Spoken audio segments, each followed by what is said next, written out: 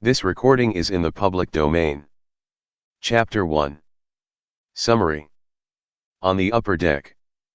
The steamer Tabo makes its way up the Pasig River one December morning. On its upper deck lies Doña Victorina, who is searching for her abusive husband, Don Tiburcio, who has gone. Don Custodio, Benzabe, Padres Salvi, Sibila, Irene, and Camora, as well as the steamer's captain, are also on deck. Also present is the jeweler Simão, whose long white hair and enormous blue shades make him stand out. It is rumored that he has advising power over the Captain General. The group begins to discuss the river's twisting course. Simão proposes excavating a new canal from the mouth of the river going through Manila and sealing the old Pasig. To accomplish this, he advises the destruction of cities, the use of prisoners as laborers to save costs, and the expansion of forced labor among men and boys. Don Custodio and Padre Sibila raise the potential of uprisings, which Simão dismisses vehemently before departing for below deck. Chapter 2. Summary. On the lower deck, Basilio, a medical student, and Izagani, a young poet, converse with Captain Basilio below ship. The younger Basilio informs the captain first of the lack of improvement in Capitan Tiago's health and his continuous opium use. Their discussion shifts to the Spanish language academy the young guys intend to establish. Capitan Basilio is skeptical of their chances of success, but the young men assuage his skepticism by disclosing that they expect a permission shortly and have teachers and monies given by fellow students. They will meet in the residence of a student named Macarig. Basilio the captain yields and departs. Paulita, Doña Victorina's niece and Izagani's love interest, Doña Victorina's hiring of Izagani to seek for Don Tiburcio, and the fact that Don Tiburcio is actually hiding at Izagani's uncle's house are discussed by the young men. Basilio introduces Simão to Izagani, who briefly joins the group. Izagani's uncle, Padre Florentino, who is now retired and has a fortune entrusted to him by his long-deceased mother in exchange for his taking orders, is also located below deck in the back. Chapter 3. Summary. Legends. Padre Florentino and Simão join the gathering on the upper deck, and the captain begins discussing Pasig River stories. He discusses Malapad na Bato, which was once considered to be the residence of spirits but later became a haven for robbers. Padre Florentino then relates the tale of Doña Hieronima, a woman who grew old waiting for her fiancé, who eventually became the Archbishop of Manila. To pacify her, he built her a cave in which she lived and died. Hearing this, Simão turns to Padre Salvi and speaks harshly on the Archbishop's lack of courtesy.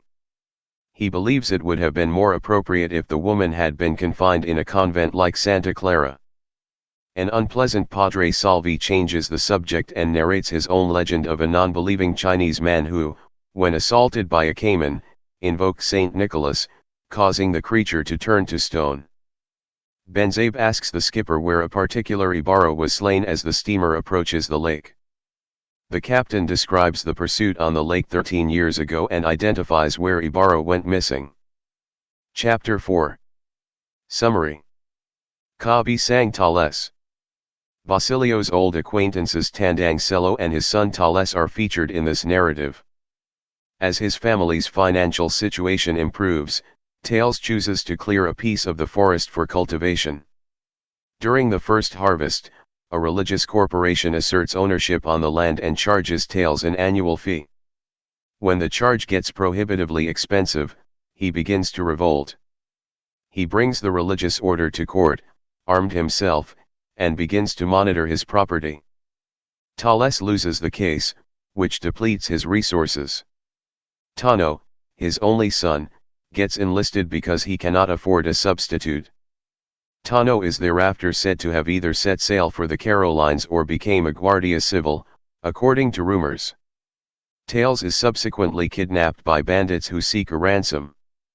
Julie sells her belongings to save her father, with the exception of a locket Basilio gave her, a locket Basilio received from a leper, who received it from Capitan Tiago's daughter.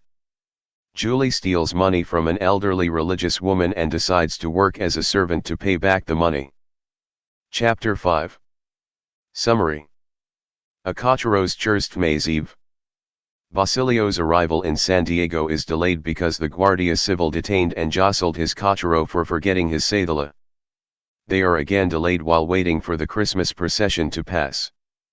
The Cachero envies the period of the saints, believing that there were no civil guards back then, because else Methuselah would not have lived to a ripe old age and a black magi would not have been let to mingle with the others. Basilio observes fewer ornaments and sounds of laughter as they travel along the road and concludes that this is because agriculture had declined, taxes had risen, and civil guards had become more abusive. Basilio travels on foot when his Cachero is stopped for a second occasion due to a faulty coach lamp. As he passes past Capitan Basilio's residence, he observes Simon trading his jewelry with the captain, the curate, and the alferez. Basilio has a negative opinion of Simon, who he believes is constantly up to something and who, according to rumors, sells his gems for twice what he paid for them.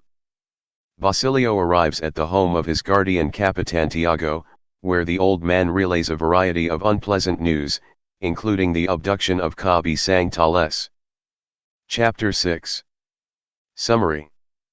Basilio sneaks out of the house at midnight and makes his way to the old wood formerly belonging to the Ibarras and now held by Captain Tiago.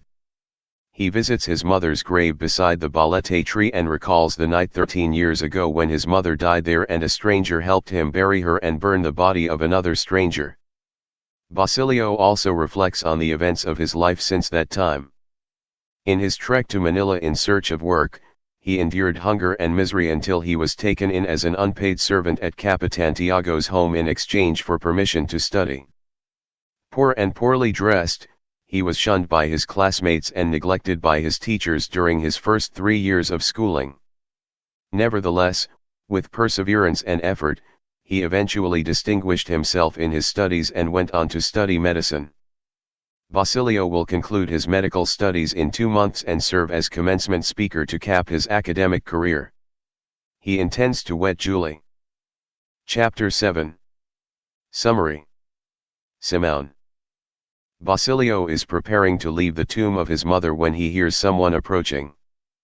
Basilio remembers the face of the guy who helped him bury his mother 13 years ago, even without the jeweler's blue glasses. Based on prior occurrences and memories, he infers that Simon may in fact be Ibarra.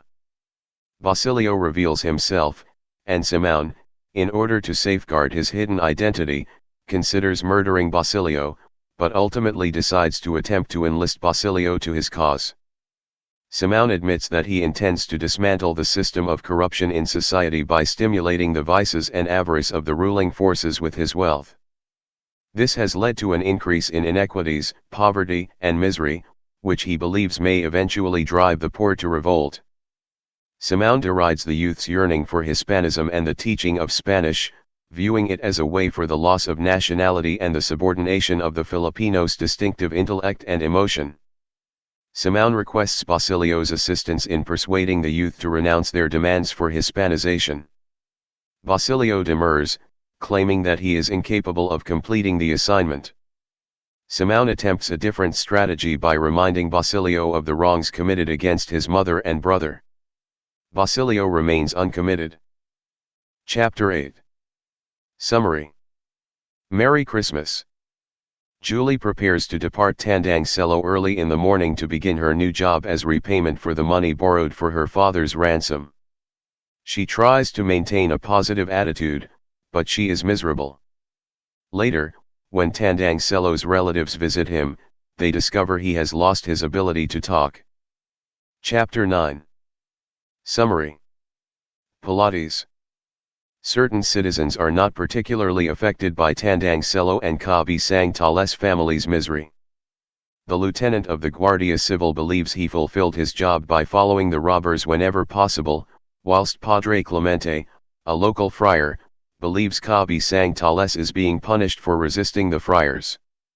Sister Pen Chang, Julie's employer, thinks that horrible things happen to sinners and those with sinning kin. When she discovers that Basilio seeks to ransom Julie from servitude, she concludes that Julie is a lost woman. The friars decisively win the lawsuit against Thales, seizing his farm and awarding it to a new tenant. Upon his return, Thales hears about this and the misfortunes of his father and daughter. Concurrently, he obtains a court order to vacate his residence. Chapter 10. Summary. Wealth and Want. Simone finds temporary refuge at the home of Kabi Sang Thales, where the locals come to view his treasures. They are both astonished and horrified by Simone's extravagant display of wealth. Simone also purchases antique jewelry from the locals, and he inquires whether Thales has any to sell. Obviously, Maria Clara's locket is in the home, and when Simone sees it, he makes an offer to purchase it. Thales requests permission to visit his daughter in town. Along the journey, he encounters the administrative friar and the recipient of his land grant. He is seized by a sense of rage. Simone discovers the locket and a message from Thales in his holster the following morning. Thales states that he intends to join some robbers and has exchanged Simone's rifle for the locket. Guardia Civil arrives, but because Thales is missing, they arrest Tandang Selo instead. The friar administrator, the man who had been handed Thales land, and his wife had been murdered during the night, and a piece of paper bearing the name Tales had been discovered next to their bodies.